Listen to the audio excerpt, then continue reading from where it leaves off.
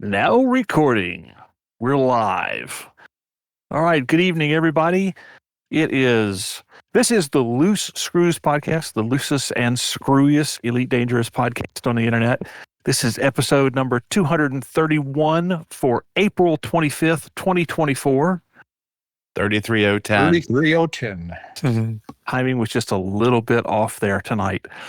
I am Commander Nurgle. Joining me tonight are Commander Loomingwind. Hello, everybody. Commander Grover Kiwi from Down Under. Greetings, upside down. Commander Indigo. Or Hello, Commander Indigo. That works too. And Commander Oblivious. Scraping the bottom of the barrel this week.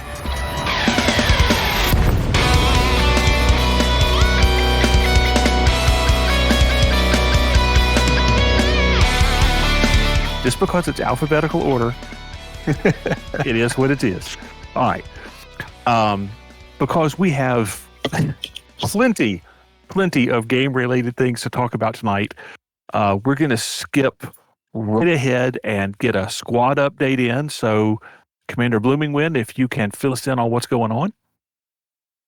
Oh, absolutely. Screw Space is very busy yet again. So we just landed in TT 58343 from our expansion out of Maikoro. We're just holding a place there because of the Treaty of Calarum with Project Elite. Our plan was for them to expand there, but they're not ready to expand anywhere yet. So we just told them we accidentally expanded. We accidentally violated the treaty. All is right with the world. And we'll just keep it warm for you.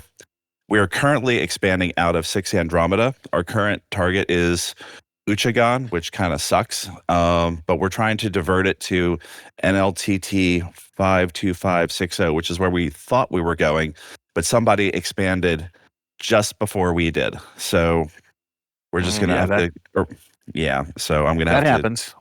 Yeah, I'm going to have to do some social engineering in that system.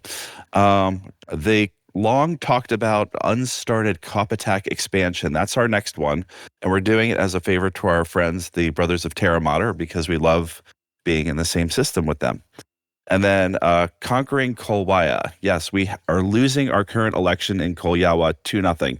Somebody doesn't like us. We want to win that election, and it is our top BGS priority.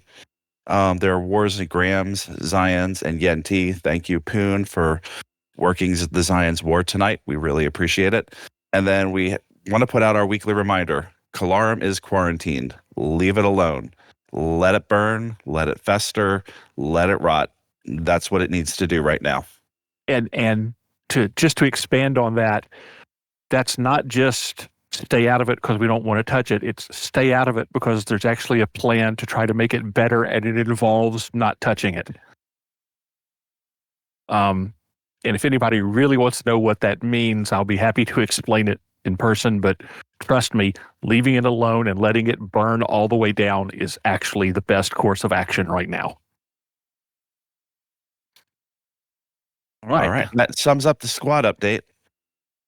And if anybody wants any extra details, there is always the standing orders post in the standing orders section of the Discord for all of the expanded details on that. There were some Galnet updates. I'm going to run over them briefly. Oya blew up. Yay! Hey. There was much rejoicing.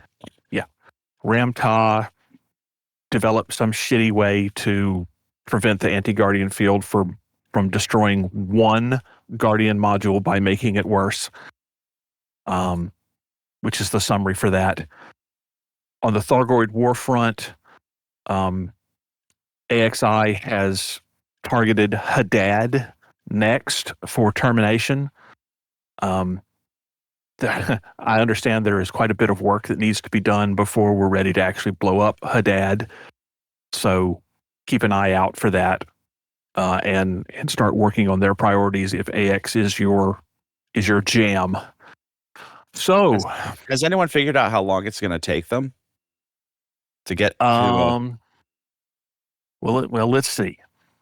I've heard 4 weeks, possibly. Let's pull up DCOH and take a look at good old Hadad.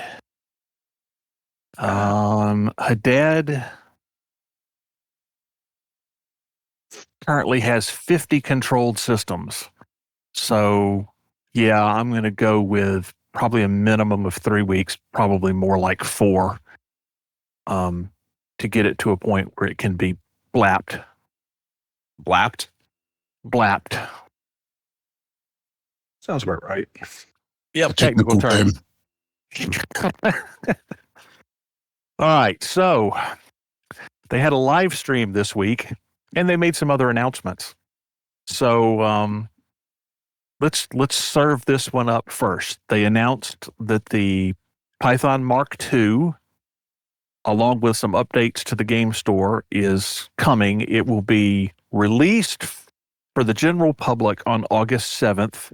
However, if you have 16,250 ARCs burning a hole in your pocket, you can buy early access on May 7th. That's So about 3 shares of stock.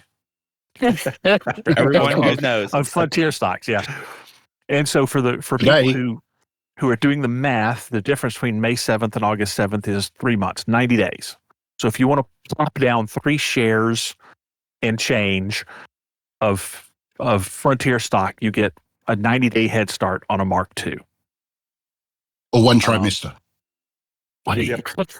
Yeah, one trimester head start on the Mark II. Yeah. There's been a lot of stuff on the internet this week about pay to win for being able to, and for the pre-built kits, which we'll talk about later. But I really don't see 90 days early access as anything close to pay to win. How do you win at Elite? Well, that's a completely different conversation. But that was something I was going to bring up later. But I mean, there's no winning. And how does 90 days early access equate to pay to win anyway? I don't think it does. My personal opinion, but No, I mean, I've been trolling the other sources of internet other than the Loose Screws Discord. And What? I mean, on the Facebook forums, there's all sorts of ridiculosity about this. Well, it's Facebook. Well, I mean, it is Unique Facebook. to Facebook. Yeah, no, I know, but it's just one of those things where I'm like, as you said, I thought this was a great idea. Yeah. Because I paid $60 for Odyssey and for the original Horizons when I bought everything, and I've played since the beginning of the pandemic, so it's like 4 years, and other people have played 10 years on $60. Yeah. Maybe buy some arcs here and there or whatever because you wanted that really cool skin, and it was like Black Friday or something. But I mean, $9. It's $9.75 to get this spaceship 3 months early, and I mean, I don't think this spaceship or the ship kits that are coming out are going to be so unbalancing that it's going to turn some brand new player, into Butthole Jenkins. I mean, I just don't see it, So And as you already mentioned, there is no winning at Elite. yeah, exactly. And especially in a universe where it's an open sandbox and we all play together, except for the people who are hiding in solo. All the money in the world is not going to buy you piloting skill. Yeah. So, I mean, even if we did have a real pay to win situation where somebody could plump down money and buy really nice ships, they still don't know how to land. Right. Or fly with flight assist off. I mean, yeah, it's just baffling that some of these folks were just like really upset over this. And then, I mean, but people get upset over anything. And I think some people were just locked into the argument that it's play to win and you cannot change my mind because you are paying something to get something that has an impact on the game. Yeah. Other than, my ship's got a pretty colors or something. I mean, people would argue the same thing about Midnight Black. That matte black paint, no one can see you in space because space is also black. Yeah. So, I mean, so it gives you an advantage, but it's not like a real advantage. I'm calling it play to win, Play to win. and just go that route. But yeah, I agree. I've heard a lot of play to win. But and I've listened to Yannick's and like you, I there's visited your a lot of the mistake. other locations. Well, you got to get all facets of the argument together. And there's some good arguments being made, but they're usually situational. It's like one commander against another in this particular situation. Yeah, okay, it turns out to look like a play to win.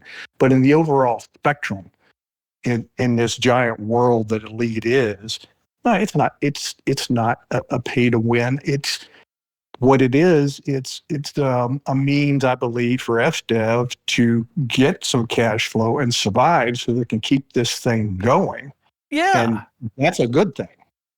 Which is also interesting because we've heard people screaming about, I would spend money if they would do this, and I would spend money if they would do that, and then they do it, and then they scream, well, now it's play to win. So I don't know. You just can't make folks happy. No, you can't. And I think about the word integrity. Yeah.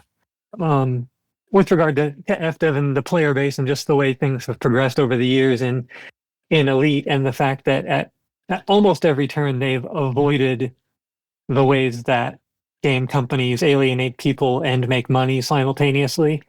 And yeah, like you said, we've often talked about the things that they could do that we'd be happy to pay them for.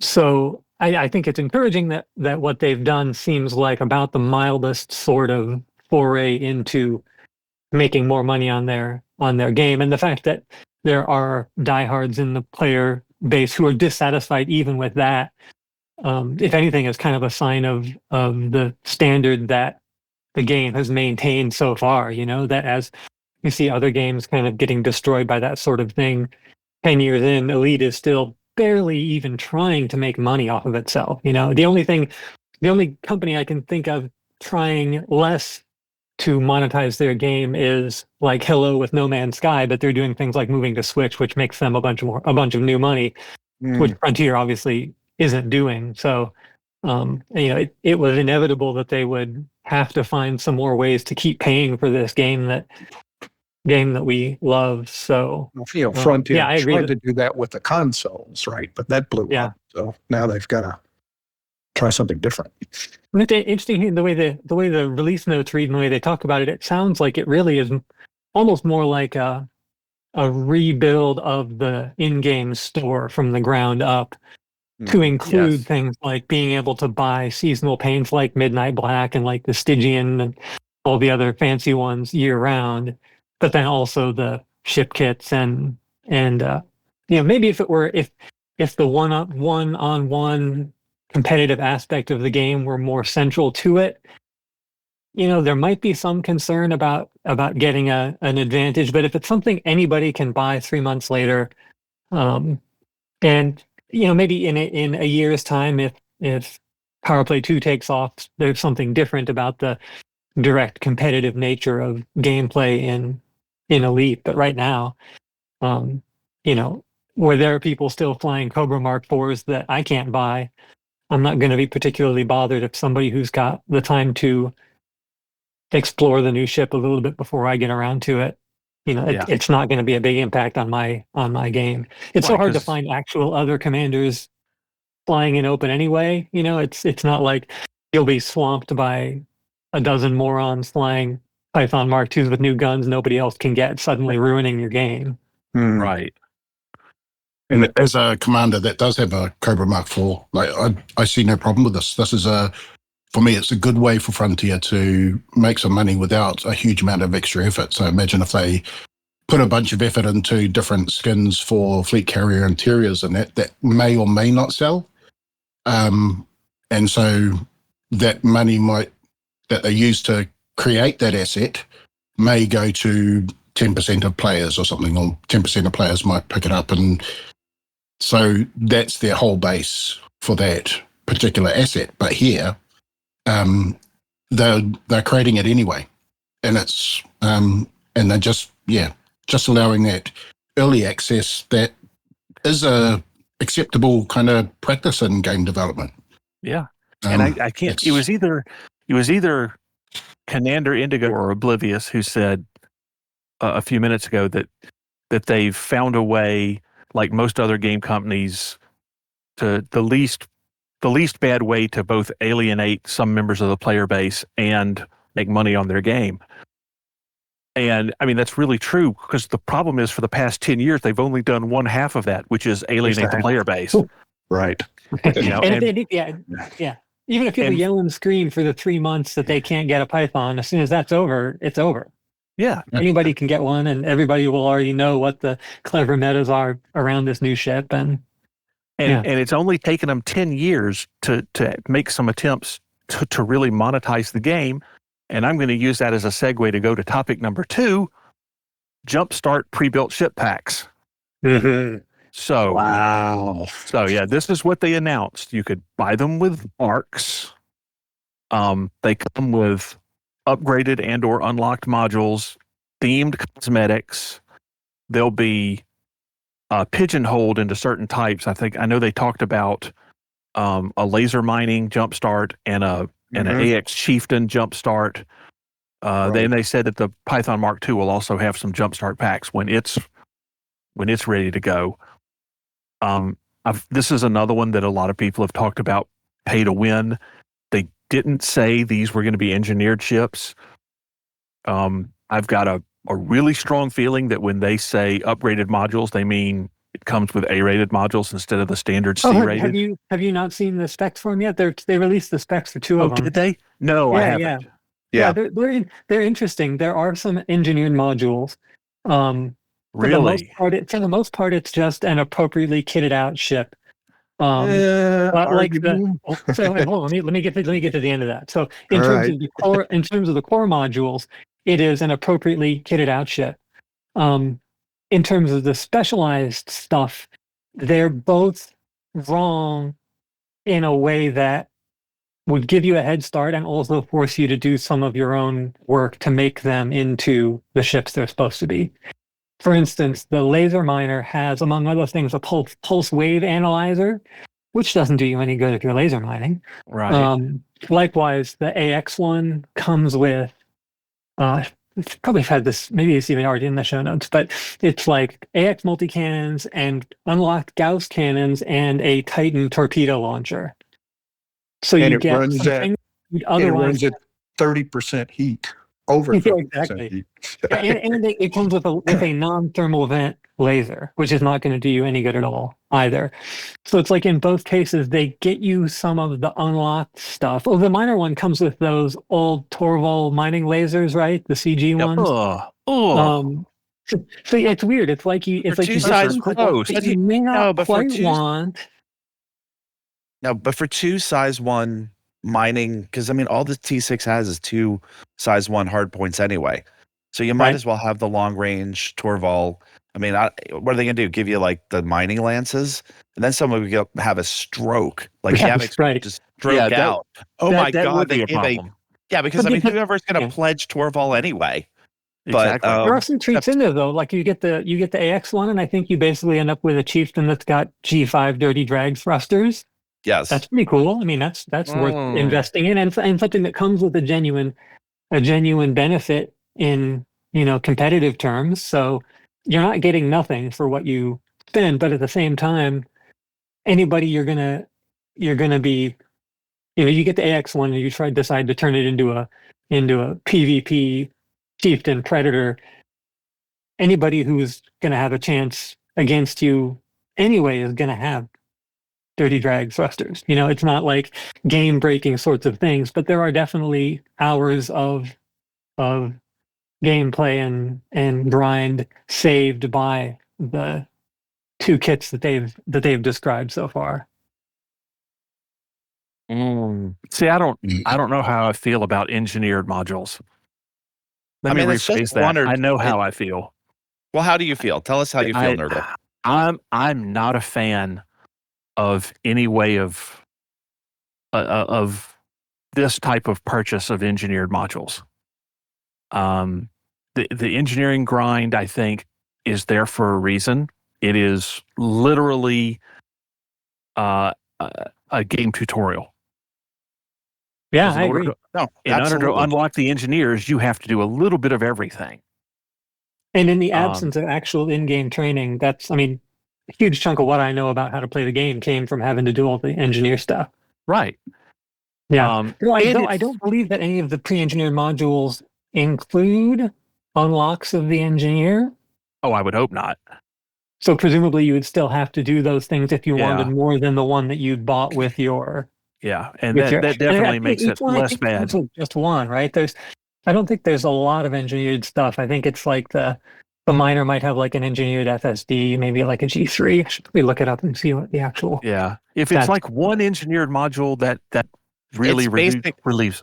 Yeah, it basically is one module or Okay, two that- modules per chip. Yeah, So that and the then- right, chip it's can like actually one- function. Right, like one. It's not all maybe A two rated either. No. engineered, right? And then a couple of things that you would have to unlock, like the Gauss cannons or something like that. In that Yeah. case too, like for the AX one, you're not going to use the Gauss cannons at a Titan. So it's interesting that in both the cases, it's like you kind of get a laser miner, but if you want to do core mining, you've already got a couple of things Yeah. you'll need Yeah. for that. And, you can get the AX one and go after a Titan, but if you really want to do anything worthwhile, then you're going to end up swapping some modules and unlocking some other stuff. And Well, so And what I they're was going to say. And they're immunized. They're ROMTA immunized. oh, Gauss that's right, the cannons, Gauss cannons are. Oh, which God. nobody wants. So Nobody they're wants. like, yeah. So I think they threw them in because they had to have a clearance sale in the mean system. It's kind of like that Yeah, but- universal business principle that you're going to end up getting something that either you pay more for than you should, or you don't actually want. Yeah. Well, and Oh, I add into all of that the interesting little piece on it. There's no rebuy. really, Oh, that's true. Yeah, for the Yeah. kit one. If you buy the ship with Rebuy there's no rebuy. So, I mean, my theory on this, interesting. thinking about so maybe FDev is trying to deal with a situation they've seen new players come on board, and they see a lot of them stick around for just a set amount of time, and then they leave, and you don't see any in game anymore. Why? And they've got some feedback, and it's because these commanders have limited time, and they see the grind associated with engineering, and it just doesn't create a value equation for them. So now if you hand them these pre-built, now they get a little more taste of what's on the other side of the grind. Maybe that makes them a little more sticky. They'll stay with the game. They don't have if they go and blow up and find out, hey, I got to do something about that 30% heat. I keep blowing up, but I haven't lost all my credits. I'm not going to rage quit. Now maybe I'll go do what I need to do to improve the ship and get past that hump that seems insurmountable for some folks. That's a good really point. interesting point. Yeah, and I think it's funny. It is because Elite is the kind of game that it is. It is perhaps a rare game industry scenario where pay to get stuff of value in the game doesn't actually constitute the dreaded pay to win, because it gets you to like C- or C+. It's like exactly. Right. It's like if your big strain and the reason you bailed on Elite 4.5 years ago is that you kept getting blown up in your T6 and losing all your credits and having to start over because you kept forgetting to fly with a rebuy or something like that. Now all of a sudden you've got a T6 with some decent modules on it, and if you blow up, it only costs you whatever modules you've added. All of a sudden that element of losing early in the game when you care about your rebuy, like it feels like an advantage to say you don't have a rebuy for that ship. When's the last time any of us gave a damn about a rebuy, right? Yeah. I mean, Yeah. it's like an elementary school problem, and so this allows the chance to pay some money to skip to like not even freshman year, to get past like third and fourth grade, so that you this just can gets you kind of past stand on your orientation. own. Yeah. You're never going to beat somebody in the game because you skip the extra 3 weeks of only having a sidewinder. Yeah, that's true. And we're going to I see. do- I do more agree with locals all of that. now. Yeah. One thing I'd kind of be that would worry me is if they bought out some ships that required some Guardian modules. Or that included some Guardian modules, like I can imagine a exploration ship if it came with a Frameshift drive a booster. frameshift booster.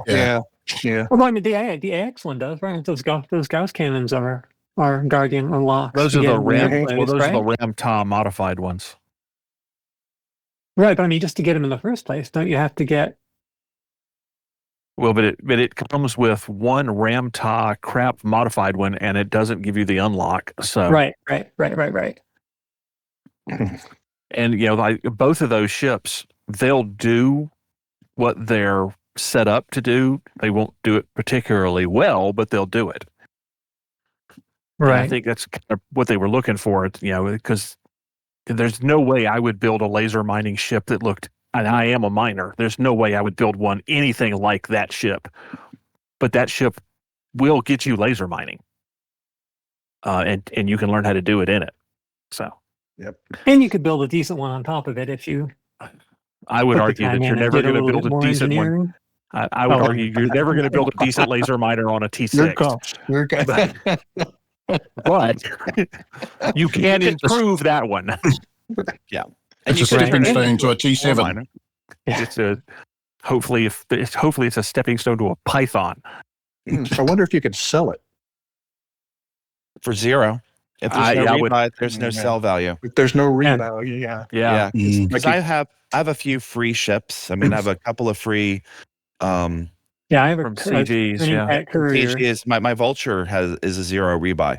Oh, nice. So, which was great. Thank you, Winking Cat, wherever you are, for my 0 rebuy Vulture. Nice. So basically, it's just my modules that I'm paying for every time I die in it, which I haven't because it's a Vulture and very hard to kill. So, but yeah, like and the Gutamaya, the Explorer ships, the Dolphin, and the Orca that I want in a computer, they're 0. So a few of us have a few ships running around and couriers. I mean, we have a few ships running around with a 0 price on the frame, but then you start modifying it, and I'll tell you, when they start modifying these, they're going to have that sticker shock. I thought it was free, and you're going to have people salty about that. And it's like, well, out of the box, it was free. Yeah, the cheapest part of the whole thing is free. Yeah. So. Yeah, basically, yeah. You start putting some, big A-rated FSDs and stuff in there, it gets pretty pricey. Yeah. I think it does. Right. I mean, it does seem like that's the way they put it across in the communications too. That they're about getting a jump start, not about getting some kind of specialization. They're not. They're not premium. They literally call them jump starts. Yeah, they're Playmobil chips. Not in the name. Yeah. All right. Well, let's use that to jump over to the proposed engineering rework. So this is not. They were very clear that this is not the new feature we're getting later in the year. That this is just part of ongoing game maintenance, and I think part of their ideas came from more than a year ago when they had asked for feedback on engineering, and they said that some of the things they're looking at, the purpose of this is to make engineering, and this is a quote, more accessible and predictable, which is not necessarily a bad thing, but some of the things they're looking at are reducing the number of materials required for engineering, or increasing the payout of engineering materials from missions. And for the ground stuff, they're looking at backpack capacity. So I think, since we were talking about engineering briefly earlier, and engineering is kind of a pet peeve of mine, reworking the way engineering works to both, as they said, make it more accessible and predictable is absolutely essential to the long-term health of this game. In my mind, they have to remove the random rolls from engineering. You just have to. There's no point in having random rolls. And then there needs to be some form of either reducing the materials required, not by a lot, but by some, or increasing the amount you get Missions would be great, but from sources, either one of those does the same thing. And then tweaking the exchange rate for material trading so that it's not just horrendously painful to cross trade for the things you can't get. And I really think that's all they need to do.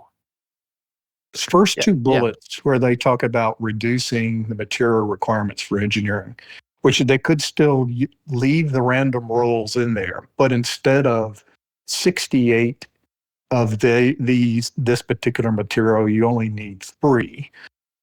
That kind of negates the need to get rid of the random roll. You're still going to take way less materials to get there. And the other piece is if they're increasing the material outlay that you're getting as far as rewards are concerned, both of those seem to equate to still reducing the amount of time you're grinding materials for the engineering sequence.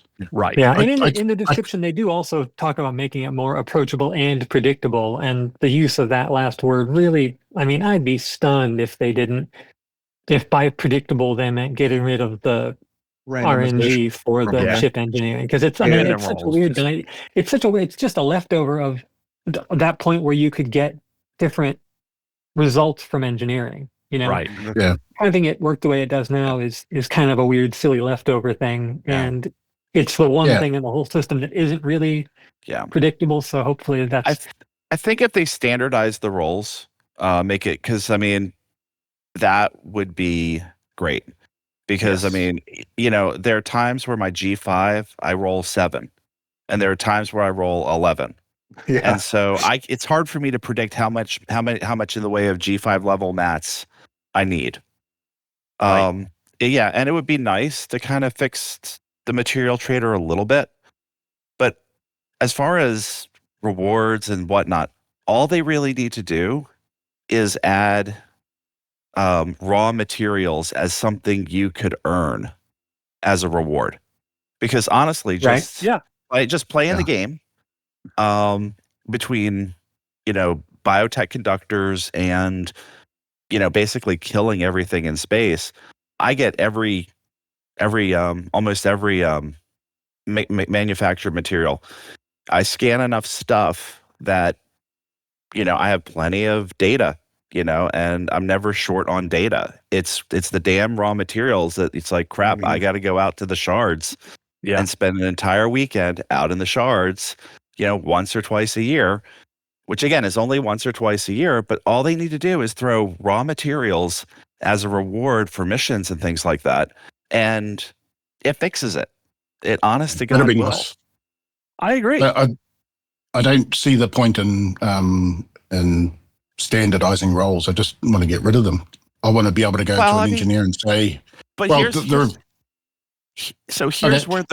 where the roles come in. Here's where I would keep the roles, but I would say G5 is 10 roles of this many material, because you have people like Trax who it's like, I want 6 rolls worth of, you know, power plant, because if I go 7, my heat's going to go too much. I mean, you've got some people that are so in the weeds that if you push a button and it goes from G4 to G5, all of the gradient people, all of the spectrum people are going to be really pissed because they want a G4.5 something for some reason. They can keep the tiers and not actually have the random component to it, though. Yeah, exactly. Exactly. That's what I mean by the roles. Gotcha. Yeah. Fix. I think that makes sense then, because I'd want to go and say, give me a grade 4 of this, and this is what it's cost, because I can go to a tech broker and get a pre-engineered thing, and it tells me exactly what it's going to cost. Yeah, that would be nice too.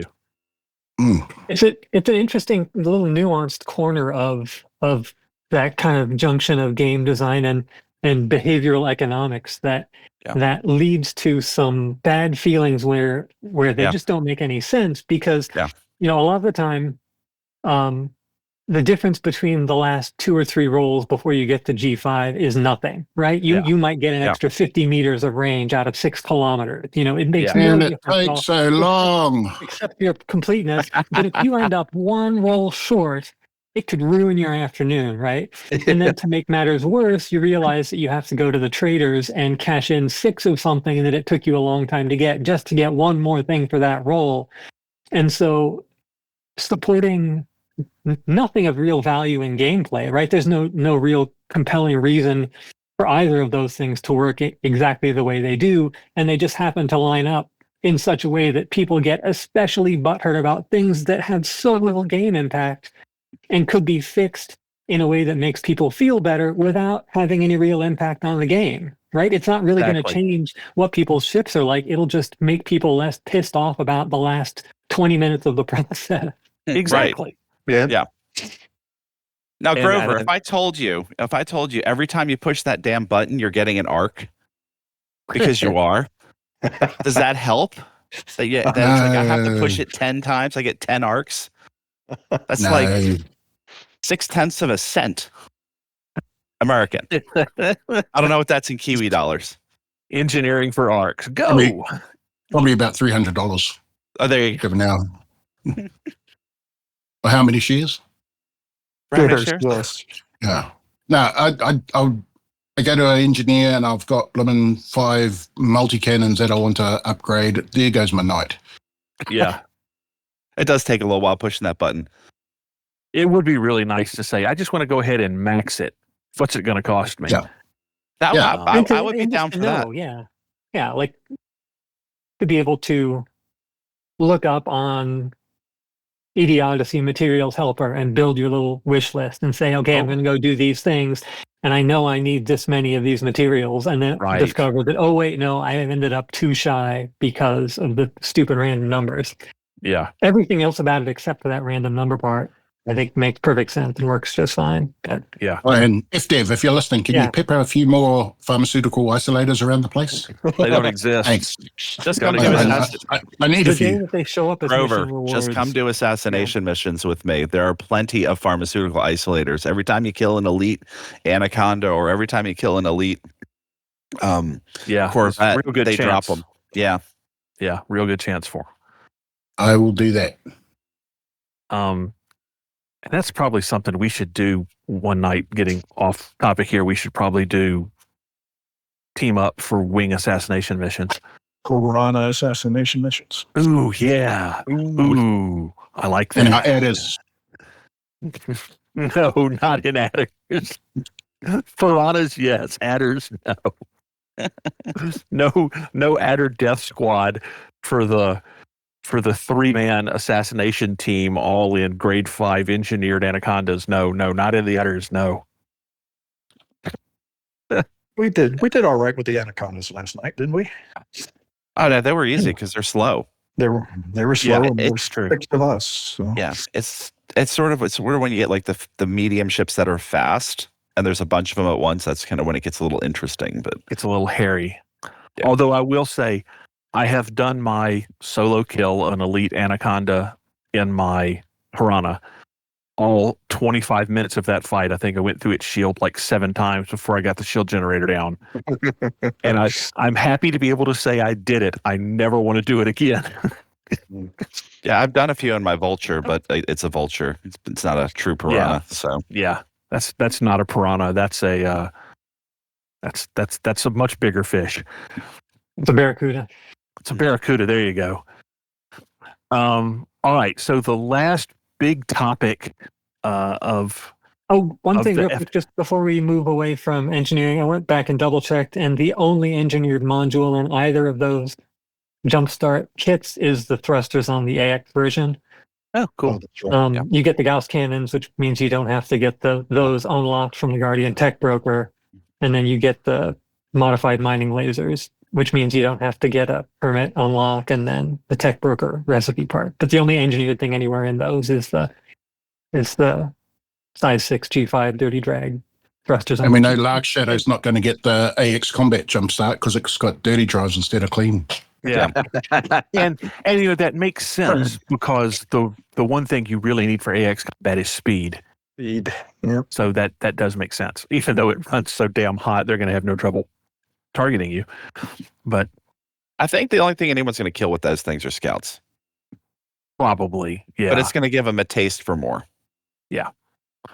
All right, so the big topic of the week, Frontier Unlocked number 4, Power Play 2.0.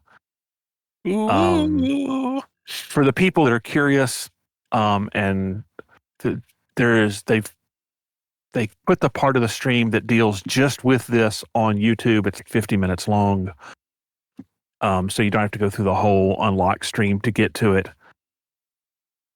But wow, they went through a lot on that. So it's a complete soup to nuts overhaul of Power Play. And I think what they gave us yesterday was still just a high level overview. They did not give a lot of details. But there were a couple of things that I heard going through that I kind of want to mention that I think might be maybe problem points, may not be the way to say it, but are things that I really want to know more about how it's going to work, because I don't have enough information to make a really good decision. And one of those was they were kind of unclear. They said that you do things that your power wants you to do in a system, but they also said that a lot like BGS, everything you do kind of touches Power Play, which made me wonder, because, one of the problems that exists with BGS is everything you do affects BGS. So it's entirely possible to get a result that you were not intending to do just by playing the game. Mm-hmm. We always talk about passing traffic and what it can do in some of the systems. So, am I going to have to be careful what I do to avoid not superheating one of our systems and causing it to try to expand or something? Because they didn't give a lot of details on that. And then the other question I have is, so we're in the middle of Leon Rui space. Let's say I decide to pledge to Aisling because I want to go get prismatics. Well, is everything I do in screw space hurting those systems because I'm pledged to another power? That wasn't something that they even touched on, and I think that's kind of important to know. And I also think one of the other, when they were talking about how system invasions and stuff work, they were very keen on mentioning that you and your group can go and do this. You can find a system and do this. So they've made it a lot more like BGS. There's no central control, or at least they're implying there's no central control really of Power Play anymore, that all Power Play occurs organically as people play it. And I know we don't talk a lot about Power Play in here because none of us are really Power Play players, but there's a lot of factions that have problem with fifth columns, within their own Power Play group, basically going rogue and doing their own thing and launching attacks on other Power Plays and causing real problems. And it sounds absolutely sounds like that could happen here. I think they just put that on steroids. Yeah, it definitely had the potential for gang warfare and tribal warfare inside the Elite universe, which is maybe that's what they want. Maybe it does. No. I will say one of the problems with Power Play is that its current Power Play is that it's very static and it really needs a shakeup. So that there is some movement in it. So that may not be a bad thing. They mentioned your rank system within the Power Play and said that it does not decay. Great. That's a big change right there. Yeah. Fantastic. What happens when I change who I'm pledged to? They didn't mention this. Do I lose all my progress and have to start over? Yeah. But they didn't. I mean, I'm assuming that, but they didn't say that. That'll be interesting to see for sure. And then the biggest thing they said was right at the end, where Power Play 2.0 is going to launch with open and solo both available, but they're looking at it and they're open to changing it. That would be huge. On a level huge that I don't know I have the vocabulary for.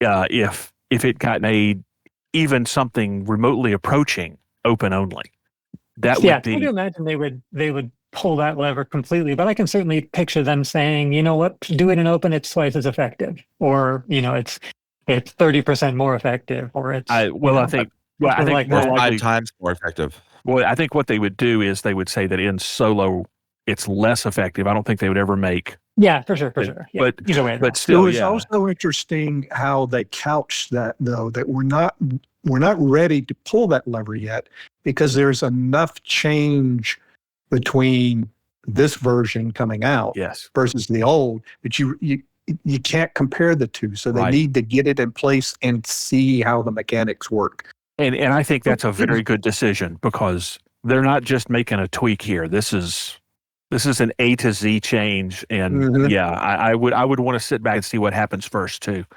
Yeah, and also they went out of their way to say that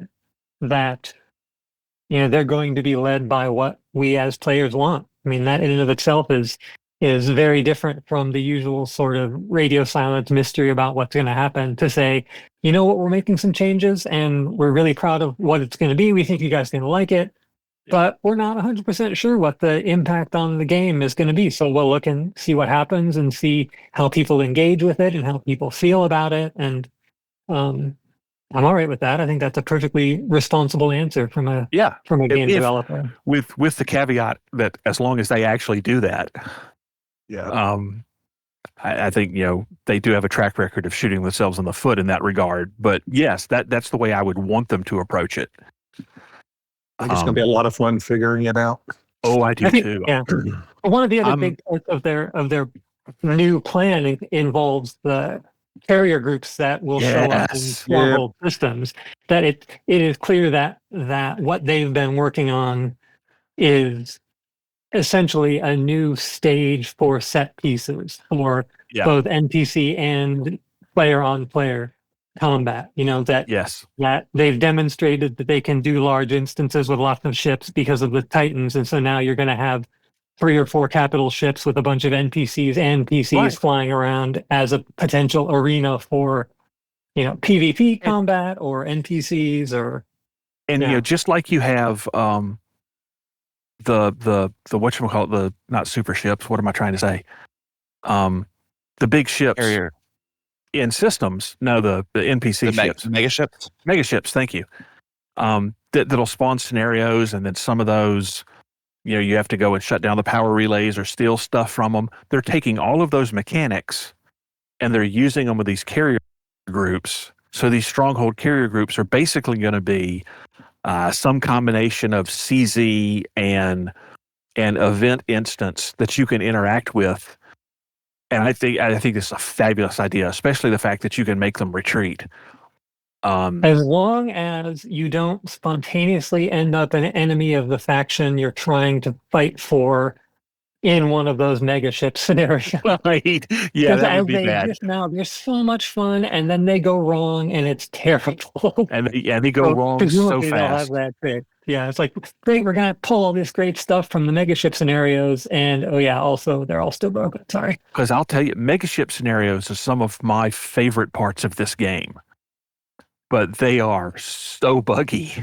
Yeah, see, the first time I discovered them, it was in a system where we were trying to get our influence up or down or something like that. And there was a war going on. And I went in and I just spent like the whole afternoon doing scenarios at this megaship. And I had no idea that they were fundamentally buggy. And so I was, why haven't we been doing this all along? And then like the next 3 times we tried it, they were disastrous. Yeah.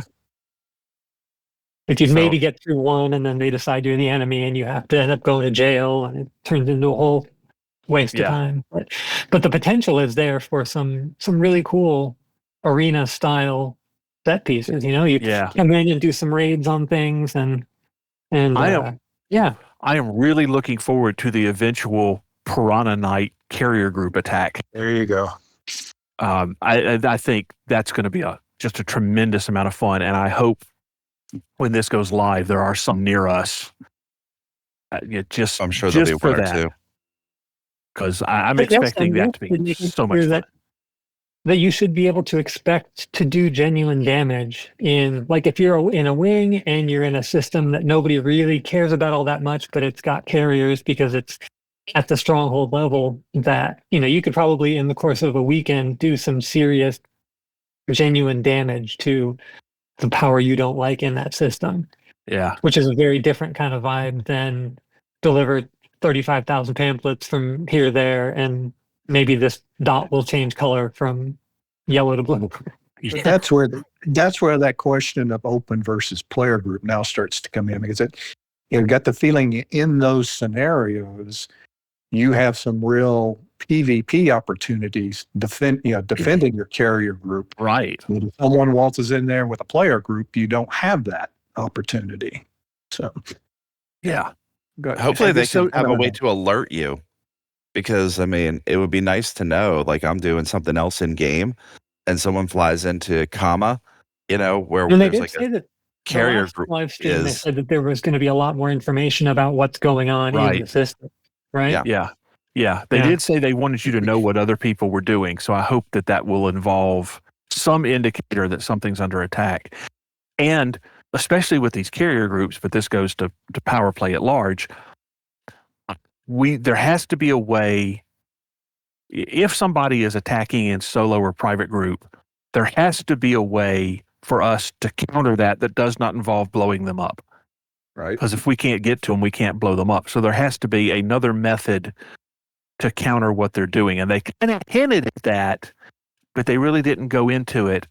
And that is one of the things that concerns me, because if attacking the power play ships around a carrier group is a very effective way to make them retreat, and it probably will be, because ship murder is very effective in everything.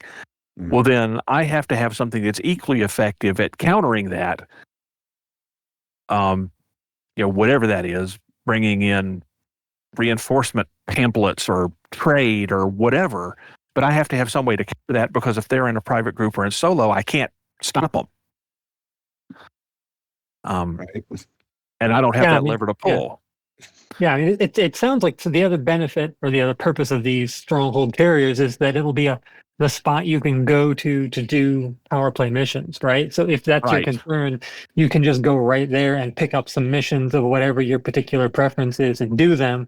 And if you're in open, then you run the risk of running into somebody or being able to defend the carrier against somebody. But I think it'll also kind of depend on how the NPCs and the defenses work out, because they also made it clear that if you're there to attack these carriers, it won't be like attacking a Coriolis station where you just Right. get waxed the second you pull the trigger, right? Well, It'll yeah, be more 'cause- like being around one of the megaships where there are Right. some lame seekers chasing you and some beams wailing Well, on you now and then. But and they have to do it that way so that it's an interactive environment. Otherwise, the defenses would be so strong no one would ever attack them.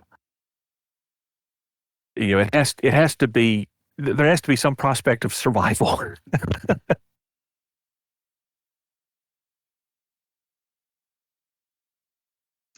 Also, doesn't seem like there's any type of ground component to this, does it? At that's least a good not that point. They they've certainly haven't mentioned. mentioned it. Yeah. Yeah. And I'm wondering about the interface with BGS, because I am too. we're at like the four corners. Someone posted a picture of the four corners out west. I mean, and we're like we're mostly got long Rui space, but we're also in Antal space.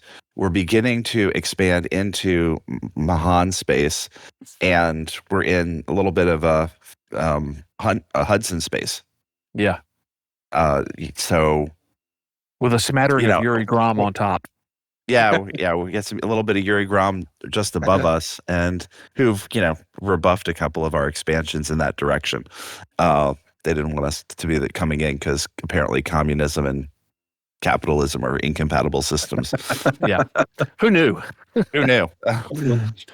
Get it right this time. So I'm just worried that the empire we have built is going to be plunged into absolute utter chaos. Oh, I am too. Well, because one of the things they mentioned was, they were using if your power play is economically based, which is, okay, that's Leon Rui, that one of the ways, you could increase the not security level, but increase the power play level of your system is by doing trade.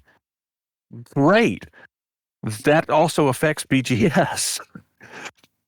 And, is it is it going to be one of those things that in order to move a system up the levels in power play from what is it, exploited to fortified to stronghold, in order to do enough to move those levels, you're also going to jack the BGS and be forcing expansion and a whole bunch of other stuff. That kind of worries me because right now power play, because it's all merits and running pamphlets and the other stuff, it's kind of divorced from BGS, and it sounds like hopefully, but it sounds like from what they were talking that they've at least blurred the edges somewhat. I mean, Perhaps it's really a separate mission board. I hope mean, so. I do hope so, but I'm just going back where they were talking about trade. But it sounds like there's some overlap, maybe. Yeah, I mean, how could there not be, right? I can't really imagine that. Like, you don't want it to be two separate games, just like they don't want the Thargoid War to be a totally separate game. So now it's sort of included in all the UI stuff and the maps and whatnot. Like, you can't really imagine a scenario where you're buying something from somebody in one faction and selling it to another, and that would affect BGS, but not power play if they were on opposite sides or something. I mean, it's And if you're if right. it were my priority to manage the health of our BGS, I would also be quite concerned. Yeah, I'm just because then you get that tension between, well, we don't want the faction to expand, so we have to push them down, but pushing them down damages the power play, which we want to push up. And that's not a position you want to put people in, where you have the local factions at odds with the power play, because you get that some now, and that's a real point of irritation. And I would like to see. But at the same time, if you're not on the frontier or a border, you don't really have reason to. I mean, I guess maybe you want to get a stronghold carrier, but I imagine some of that stuff will just kind of be determined by geography. But I'm sure. I don't imagine you needing to boost your power play status unless you are, you're going to want to expand someplace, or you're going to be in conflict with somebody else or something like that. One of the things I love is, so in the current power play, you have command capital. And there are a lot of places where systems generate negative command capital. So you have a lot of control bubbles within all of the powers, because they all suffer from this, where they don't want it because it's actually a drain. Mm-hmm. And they said they completely did away with command capital, and that the value of a system is based basically on the population primarily, but there's some other factors. So they've made it sound like there's now no longer any such thing as a system that's a drain. It may not add much to the balance sheet, but it's basically a score. So go get all you can get. And the fact that there were so many crappy systems that nobody wanted that would actually be a detriment to take over is one of the reasons that made Power Play 1 so static. And I think they've gone a long, long way. I mean, based on what they said in one live stream. So, grain of salt here. Yeah. But it sounds like they've gone a long way towards alleviating that particular problem, and that it's going to be a lot more fluid. It sounds like, much like the Thargoid War, it sounds like all the fronts are just going to be fluid all the time. And it did sound like the different factions very much have a finite number of stronghold carrier deployments that they can manage. That it's like, I don't think they did say that. To have every one of your systems in stronghold so that they've all got carriers. It'll be like, it gets driven out of one and moves to another, and each faction starts with 5. And if you manage to, get more systems, then maybe your system, or maybe your faction gets one extra carrier group they can deploy or something like that. That'll be interesting to see how they manage that as a limitation. Because it turned out to be like a logistic war game scenario, kind of like what we suspect goes on behind the scenes of the Thargoid War, but in more transparent ways. Like, hey, if we get more systems, then we'll be able to support another set of stronghold carriers. So let's go do that. The way I'm thinking about it is the stronghold carriers basically now are going to assume the role of Thargoid motherships. Mhm. Each faction only has so many that they can deploy. That would be incredible if they do that. I mean, that would be mind-blowingly awesome if they did that. And and it would make sense to have them near where you want to do your expansion, for instance, if that expansion involves picking up pamphlets at the stronghold carriers and then taking them to the system that you're trying to win over. And that's exactly narrative-wise, that's exactly what they described as the process of trying to win over other systems to your faction.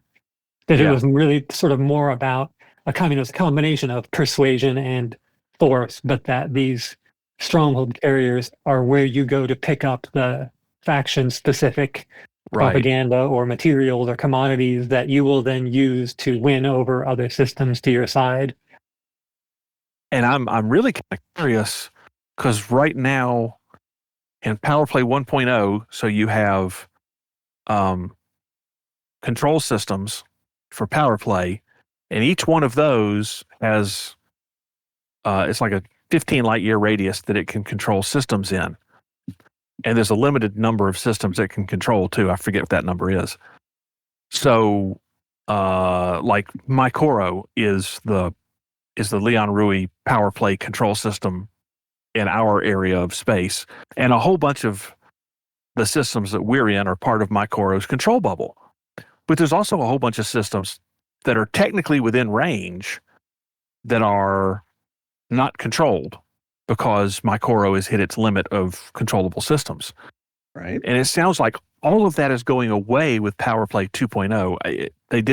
They made it sound like there's really no such thing as a control system anymore. So it makes me wonder if some of those holes in our bubble that are independent systems, we could just go in and convert them to Leon Rui. Mm. Which would be kind of interesting to do. Because, I'm thinking right now, 640 Cassiopeia, it's a 10 billion population system. And it's independent.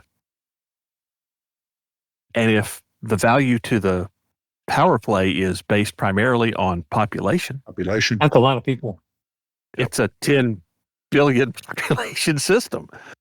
So, that would be something that I would really love to go and convert if that made a real big impact. So, and interesting too that this will be kicking in about the time, presumably about the time the Titans get chased out, which means there's going to be this big post-war power vacuum in all of these systems that need to be reclaimed and repopulated.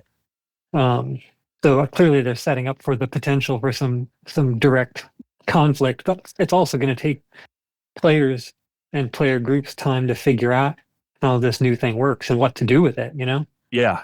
Pick up the low-hanging fruit and decide what the strategic, significant strategic points are going to turn out to be. And is there a worry that people actually cared about their power play factions?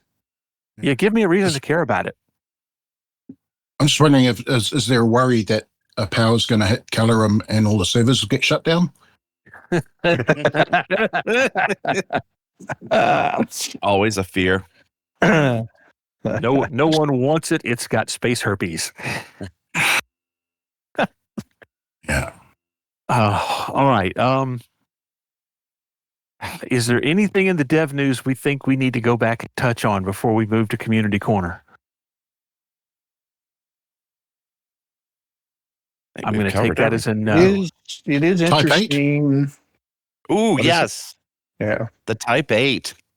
Oh, yes, the Type 8. Somewhere Volt's heart is all a Twitter.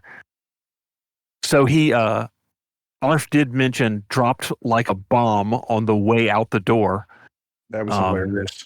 The Type 8. So apparently that's one of the 4 ships they're going to release.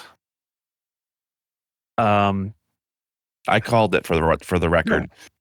Yeah. So the Python Mark II, they said August, except you can do the early, right? So that's August for that. And they said 4 ships for this year. It's going to be a pretty interesting end of the year. It is. Now, I thought they said that the Type 8's going to drop at some point in May. Like officially I thought I heard that too. Oh, is that right? Yeah. They're bringing it forward. So speculation, what's the Type 8 going to be? A Type 7 that fits on a medium pad. I think it's going to be a Type 7 welded to another Type 7 and called a Type 8. And because we're talking FDev, it will, of course, have military slots. Because why not? That's what we all need on a cargo ship. Well, the Type 10 has military slots. Yeah, the Type 10's not a cargo ship anymore, though. It'll be a The combat type 7. Like the General Type 10 is a Tilton's combat type military. 9. right? Yeah, that's a good point. It could be a combat Type 7. Oh, Like an Volt would go 18 van nuts. with miniguns. Just like because the keelback is a combat Type 6. I mean, Yeah. Bork That's was true. like Bork was Ooh. just tearing it up in a keelback last night. Yeah, Mhm. that was a beautiful thing. Oh, if It that really is a combat oriented Type 6, Volt is going to have a coronary. 7. 7. Yeah, 7. Sorry, Volt is going to have a coronary because that man loves So him they some the Type 7. Type 7 with a better distro and more hard points. Yeah, and maybe what Type 7 has, what 4 Type 1? Size ones. So maybe give it 2 4 1s and a Type 2, or 2 1s and 2 2s. Spicy. No, now hear me out. Take a federal gunship, hard points, and throw all of those on a T7. Would be That the would be non-fed awesome. version of the same shit, basically. Yeah. It's a T7 with 1 Class 5 spinal mount. Yeah. Fixed only, but if you do manage to line up on the target, oh boy. Yeah, that's going to be fun to see too. And I don't know if he said May or if he just said you're going to see it coming really soon. Somebody He on may the have chat actually said posted May. Type A May 29th like 100 times. I think it was probably large, like filled the screen with something like that. Yeah. Maybe he did you're actually right. say that. You're right. So that's going to be really, really cool. Of course, it's going to go on a large pad. You know it is. Yeah. Yeah, right. Just because everything goes on a damn large pad. But still, some interesting All right. possibilities there. So we know what 2 of the ships are. What does everybody think the other 2 ships are going to be? That's a good question. That's a really good question. There's no obvious gaps right now. I mean, it seems like tempted to they'd be say, inclined to spread them across the various ship makers. right. So you're not going to get a You've got Sod Kruger. Lakon, you've got right. Well, I mean, could you imagine like a combat orca? See, I don't think they're going to go for the small manufacturers, though. No, probably I not. don't- They're doing 4, so And I don't think they do Gudamaya. I could see a medium type. I would Good love Amaya to. ship. I would love to see that. But I'll just bet because you it's- I'll bet you one's going to be a medium Imperial ship. I was They going to don't say, I have wonder one. if any of it if any of their thought processes around trying to encourage some kind of parity between the larger factions. Even if you can buy whatever ship you want, if you've got power play factions that are going to be fed and power play factions that are going to be imperial, I wonder if there are like holes in the ship assortment and they're like, okay, we got to give the feds a good one to cover this base and we got to give the imperials a new one to fill this part out. That would be kind of an interesting way to that's think an about interesting it. idea, yeah, because that would make. So where's the hole in the C-class ships? Well, I mean, you can't get a There's not cutter a small. unless you're deep into the empire, right? True. I don't know what the non-imperial equivalent of something that is the size of a small city. And Well, but I don't see them adding big ships for this. I think you they're think going it's to going to be all stick. mediums? I think they're going to stick with the middle. I could see a It certainly makes sense. new too. Anaconda. Hmm. The BOA. Revive the BOA from 1984, which was kind of a little bit of a mini Anaconda. A little bit smaller than Anaconda with like a huge butt. I got 2 words for you. Panther Clipper. Oh, I Oh, knew it. Ooh. you said it. Oh, Drink. Shots. There goes our ratings. Yeah. Although because that's not by the controversial. principle, that means that it won't be out for another year at least, right? Every time somebody mentions it, it bumps back the release date by another, I think, 12 months. So I do think they're going to stay kind of in the middle range. I think they're going to stay away from the really big ships. it makes sense too. If you're making something new and exciting in a game, you want players to engage with it, and the more mid-range it is, the more people are going to be in the market that want one. Right. Because you look at the Python Mark II, they took probably the most flexible ship profile there is and decided to make the Mark II out of it. Because the Python can do anything. It doesn't do, it does everything okay. It doesn't really excel at anything, but it can do everything. Yeah, in that regard, I could picture the Type 8 being like the ultimate deliberator, like an Orca, but for cargo in that same kind of form factor, that it's not as big as a T9, but it's twice as fast. And I kind of joked about it having military slots earlier, but I can see them trying to make it like the armed blockade runner. Especially if that's actually going to be a thing. Like if you need something to get your power plane materials from the stronghold carrier out, and then wherever you're ultimately going, you want something that's going to be a fair deal faster and tougher than a T9. Right. Yeah, with a midnight black paint job so no one can see it. Exactly. It's a hole in space. Yeah. Unless they're within 500 kilometers. Yeah. A dark paint job, shielded drives, shielded power plant, runs cold, no shield. It's just a hole in space. All right. Mostly of glass. All right. So moving on to Community Corner. See, somebody put on here that the Elite Dangerous people have now created a tool so other people could design their own adventures. No way. Ooh. Yes. So I put that on that. And well, then tell us about it, Mr. Grover. So I don't know fully. I've been on their site today and looking at it, but it seems like they will walk you through it. You submit your adventure to them, and they'll put it through a quality check process, and then if it's suitable, they'll host it. So it's not one where incredibly cool. Yeah, I don't think it's one where you could. I don't know yet whether you could host it yourself, possibly.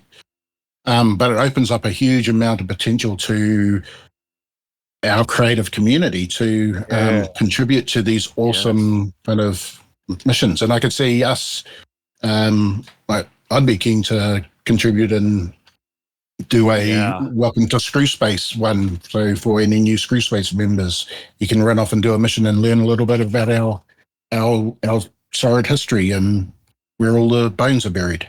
Yep. Yeah.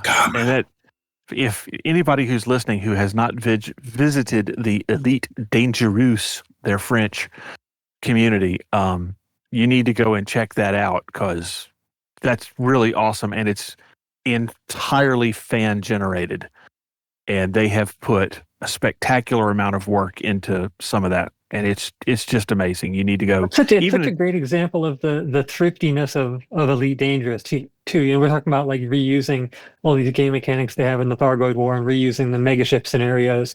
That there's just all this phenomenal creative stuff already out there in the game. But what they do is find these, 3 or 4 recordings that are out there from 10 years ago and weave them together into a story so that you go and find a few things. And, we have all these installations and tourist beacons and things that are just kind of there to be seen. And the fact that they can make an interactive experience where you're seeing things that have been in the game all along, or that, that you just didn't know were there, or all of a sudden part of some new compelling, exciting story that the devs aren't making. They've made the game and it's there. And just one more example of Elite players making life better for everybody who plays the game and knows to look for it. It's absolutely worth checking out. It's like free DLC. Good segue for the next item. Commander Indigo, tell us about Buckyball. So the 8th season of Buckyball, believe it or not, is starting day after tomorrow. The first race of, I think there are 8 total, is called the Sidewinder Trophy, and it's a little love song to our favorite little tiny hockey puck of a ship. Commander Sulu is sponsoring the race, and it's kind of a Buckyball classic style. You have to fly someplace, fly through an installation, go someplace else. This one has one little added wrinkle where you land at Dab's Hope and have to get out of your ship and jump over the gantry and then get back in and fly off. But like all Buckyball races, there's a regulation category where you're flying a stock Cobra in spite of the name of the race. In this case, it's still the Cobra. Or the unlimited one where usually you can fly whatever you want. In this case, you can fly whatever variety of Sidewinder you want, however much engineering you put into it. That starts on Saturday. You can find it on the forum or on the Buckyball Discord. Is a lot of fun. Too, there are a bunch of great people there. But the way the whole season operates, once a month there is a race, and the race runs for a solid week, during which you can record it or take screenshots and submit your time. And at the end of that period, they announce the winners, and everybody has a grand time. I'm hosting the second race in the series, which will be next month. It's not actually in Screw Space for reasons that will be apparent when I tell you all about it, but it is going to be sponsored by Niebla's Artisanal Tritium. So we'll be representing Screw Space either way. But yeah, so if you're at all interested in driving yourself crazy for 1 week a month for the foreseeable future, think about checking out Buckyball. I think Volt might be coming along. I think they got Lark talked into it. And yeah, it'd be nice to have some other folks to commiserate over all of the shenanigans. Cool. Yeah. All right. Anything else we need to cover before we wrap this up? Going once, going twice. Oh, Trax got Triple Elite, I think, right? Didn't he Trax, finally get Yeah, that? congratulations, Trax. Triple Elite, finally. Long time coming. Only took him 10 years. I mean, Mhm. and You know, he got he's it kind just of in time. Yeah, just in time. Yeah, because, he's been you know, dragging, but Got to start working on his power player loyalty rating. So right. Yeah. I think yeah. he's taken to Power Play too, so this is Huge. Power Play 2.0 Yeah. is going to mean a lot to him for sure. Yeah, he's going to be, at the top of all those leaderboards. He's going to be starting alts, so he can be at the top of multiple leaderboards at the same time. Hey, I hope I did just give somebody ideas. that's why we have all. Yeah, there you go. Sure, that's the reason. All right. We didn't even talk about the leaderboard thing. We'll get around to that before they actually stick it off, I'm sure. But yeah, Oh, we should probably also give a big shout out to Mrs. Trax. yes, That is Yeah, exactly right. congratulations. So Trax is not on today because she is graduating with her master's degree in, I believe, psychology or counseling or something like that, and she's going to be starting her own psychology business. Yep, she is walking across the stage tonight. So congratulations, Mrs. Trax. If she All does right. it online, because she's got a big customer base just in Loose Screws members. Oh, definitely. Oh God, no, we want her to walk before she runs, and this is definitely the deep end of the pool here. Yes. Sorry we broke you. This is the crazy end of the pool down here. She needs to ease into that. All right. All right. All right, let's wrap this up. All right, if you like this podcast, please leave us a review on your favorite podcast player. You can join our Discord by going to discord.io/loosescrews. And don't forget to head over to loosescrewsed.com to find our merch store and get all sorts of crazy stuff. So for Commander Oblivious, Conander Mr. Indigo, Grover Kiwi from Down Under, and Commander Bloomingwind, I am Commander Nurgle. We thank you for your time tonight. Ours is done here. Everybody say good night. Good night. Everybody.